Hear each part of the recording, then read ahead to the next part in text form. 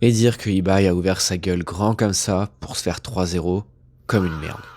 Mesdames et messieurs, bienvenue pour ce récap de cette très belle journée de League of Legends. On parlera un petit peu de LCK, un petit peu de LEC, un petit peu de LPL parce qu'il y a eu des très belles affiches aujourd'hui. On n'oublie pas les traditions et on commence directement par les playoffs de cette LCK matinale, le Road to MSI comme il l'appelle dans le format King of the Hill, où chaque adversaire attend le précédent et le roi de la colline attend pour potentiellement un BO5 pour se qualifier au MSI. D'abord il y a Genji et puis ensuite il y aura le perdant de HLE et T1. Et autant vous dire que les Dawan n'ont pas trop fait dans la dentelle. Après une première game, on s'est quand même fait un petit peu peur, il faut le dire. On avait une légère avance du côté de Dawan, puis après on était en train de culminer à 3-4 cagoles de retard.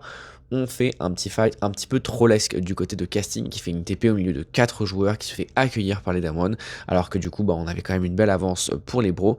Cependant, on se fait catch, on TP, on n'a pas le Zonia, on n'a pas la possibilité d'utiliser son ultimate, et du coup le fight se retourne assez facilement. Passé cette première game, j'ai l'impression qu'il y a eu quand même un écart mental qui s'est creusé entre les deux équipes.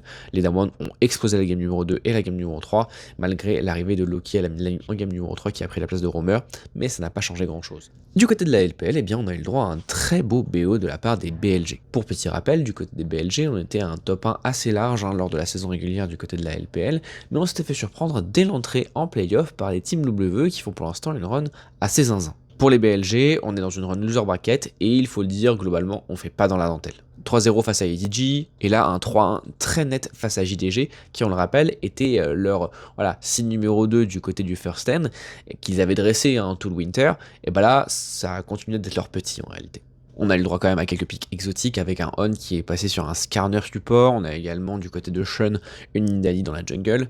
Bref, on s'est fait un petit peu plaisir, une compo full poke en quatrième game du côté des BLG qui a permis au duo mid-jungle de ces derniers de pas mal avancer dans la partie. Knight a fait une très grosse performance individuelle comme à son habitude, le mid laner de BLG marche sur l'eau actuellement. Bon, et du côté du LEC, on s'est pas trop posé de questions. On a eu un Karmine contre Koi, on a eu une qualification assez nette de la part de la Karmine, historique, cette qualification au MSI pour ces derniers, et un 3-0 extrêmement sec. On a eu littéralement des Koi qui se sont fait dévorer un peu sur tous les plans de jeu. Déjà topside, on a un Mirwin qui a été laissé à l'abandon face à un Kana qui était très énervé aujourd'hui. 3 match-ups gagnants, on avait le Rumble face à Horn, on avait le Jace face au Sion, et on avait une dernière game de Kennen face à Annie, et globalement, il s'est fait stomp chaque game. Ghana a réussi à exploser le record de la plus grosse différence de gold lors d'un BO5, à plus de 5000. À la mid lane également, Kiaou a très largement dominé son 1v1 face à un Jojo qui a été considéré comme l'un des meilleurs joueurs actuels du côté du LEC, il s'est fait mettre en slip. C'est tout pour aujourd'hui, un petit récap quotidien un petit peu différent étant donné que les playoffs s'enchaînent et du coup on essaye de parler de tout simplement. On se retrouve dès demain pour une vidéo, n'hésitez pas à vous abonner si ça vous a plu. Tchuss.